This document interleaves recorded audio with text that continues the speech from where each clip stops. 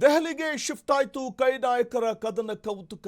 DK ಸರ್ಕಾರದ ಸಚಿವ ಸಂಪುಟ ಕಸರತ್ತು ಇದೀಗ ದೆಹಲಿ ಅಂಗಳದಲ್ಲಿದೆ. ಸಚಿವ ಸಂಪುಟ ವಿಸ್ತರಣೆಯ ಹೈ ವೋಲ್ಟೇಜ್ ಚರ್ಚೆ ಇವತ್ತು ನಡೆಯಲಿದೆ. ಒಬ್ಬೊಬ್ಬರಾಗಿ ದೆಹಲಿ ವಿಮಾನವನ್ನ ಹತ್ತುತ್ತಾ ಇದ್ದಾರೆ ಶಾಸಕರು. ಮಂತ್ರಿ ಪಟ್ಟಕ್ಕೋಸ್ಕರ ದೆಹಲಿಯಲ್ಲೇ ಕೆಲ ಶಾಸಕರು ಠಿಕಾಣಿ ಹೂಡಿದ್ದಾರೆ. ದೆಹಲಿಯ ಫ್ಲೈಟ್ ಹತ್ತಿರುವಂತಹ ಶಾಸಕರುಗಳು ಅಲ್ಲೇ ಠಿಕಾಣಿ ಹೂಡಿದ್ದಾರೆ. ಮಂತ್ರಿ ಪಟ್ಟಕ್ಕೋಸ್ಕರ ದೆಹಲಿಯಲ್ಲಿ ಕೆಲ ಶಾಸಕರು ಠಿಕಾಣಿ ಹೂಡಿದ್ದಾರೆ. ಶ್ರೀನಿವಾಸ್ ಮಾನೆ, ರಿಜ್ವಾನ್ ಹರ್ಷದ್, ನಾರಾ ಭರತ್ ರೆಡ್ಡಿ ದೆಹಲಿಯಲ್ಲಿ ಮಂತ್ರಿಗಿರಿಗೋಸ್ಕರ ಲಾಬಿ ನಡೆಸ್ತಾ ಇದ್ದಾರೆ. ಇನ್ನು ಎಂಎಲ್ಸಿ ಸಲೀಂ ಅಹಮದ್ ಮತ್ತು ಗೋಪಾಲ್ ಕೃಷ್ಣ ಕೂಡ ಲಾಬಿಯನ್ನ ನಡೆಸ್ತಾ ಇದ್ದಾರೆ. ಸದ್ಯ ದೆಹಲಿಗೆ ಶಿಫ್ಟ್ ಆಗಿರುವಂಥದ್ದು ಕೈ ನಾಯಕರ ಒಂದು ಕದನ ಕೌತುಕ.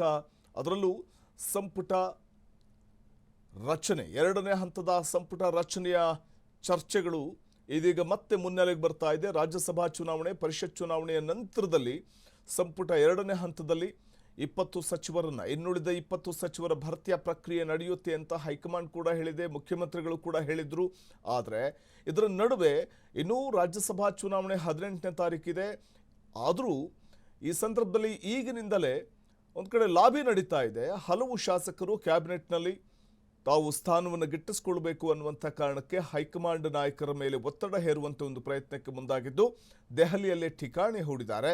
ಮತ್ತೊಂದು ಕಡೆ ಸಿಎಂ ಹಾಗೂ ಡಿಸಿಎಂ ಇಬ್ಬರು ಕೂಡ ದೆಹಲಿಯಲ್ಲಿ ಸಂಪುಟ ರಚನೆ, ಎರಡನೇ ಹಂತದ ಅಥವಾ ಎರಡನೇ ಪಟ್ಟಿಯ ಸಂಪುಟ ರಚನೆ ಕಸರತ್ತನ್ನು ನಡೆಸ್ತಾ ಇರುವಂಥದ್ದು.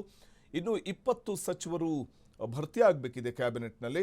ಸೊ ಹಾಗಾಗಿ ಆ ಪಟ್ಟಿಯನ್ನು ತೆಗೆದುಕೊಂಡು ಸಿಎಂ ಡಿಸಿಎಂ ದೆಹಲಿಗೆ ತೆರಳಿದ್ದು ಇವತ್ತು ಹೈ ವೋಲ್ಟೇಜ್ ಚರ್ಚೆ ನಡೆಯುವ ಸಾಧ್ಯತೆ ಇದೆ ದೆಹಲಿಯಲ್ಲಿ.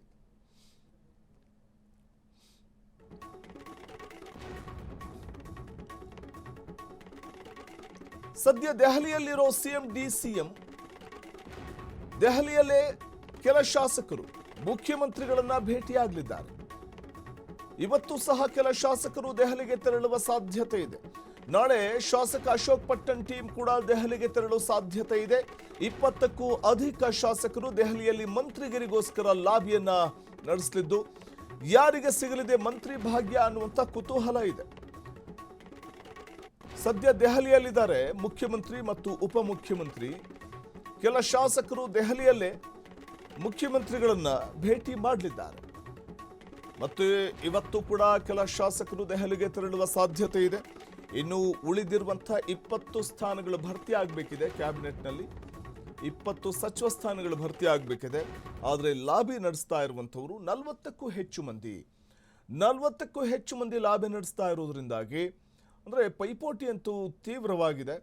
ಯಾರಿಗೆ ಸಿಗುತ್ತೆ ಸಚಿವ ಸ್ಥಾನ, ಸಂಪುಟದಲ್ಲಿ ಆದ್ಯತೆ ಅನ್ನುವಂಥದ್ದನ್ನು ಕಾದು ನೋಡಬೇಕು. ಅದರ ಪ್ರಯತ್ನಗಳನ್ನಂತೂ ಮಾಡ್ತಾ ಇರುವಂಥದ್ದು. ಹೊಸ ಮುಖಗಳಿಗೆ ಆದ್ಯತೆಯನ್ನು ಕೊಡಲಾಗುತ್ತೆ.